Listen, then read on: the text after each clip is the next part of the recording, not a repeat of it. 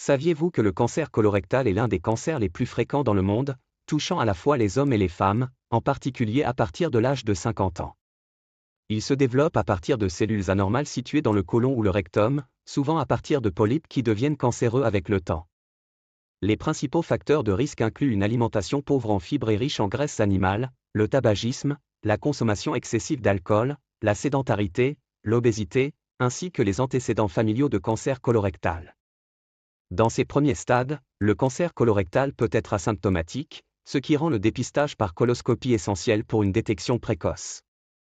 À un stade plus avancé, il peut provoquer des symptômes comme des douleurs abdominales, des troubles du transit intestinal, la présence de sang dans les selles, une perte de poids inexpliquée ou une fatigue persistante. Le traitement du cancer colorectal dépend du stade d'évolution de la maladie, de la localisation de la tumeur et de l'état général du patient.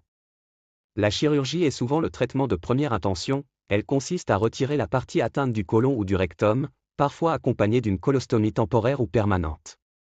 Dans certains cas, la chimiothérapie est administrée avant, néoadjuvante, ou après, adjuvante, l'opération pour réduire la taille de la tumeur ou éliminer les cellules cancéreuses restantes.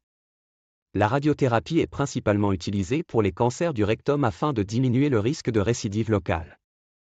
De nouvelles thérapies ciblées et l'immunothérapie sont en plein essor, offrant des options supplémentaires, notamment pour les cas métastatiques.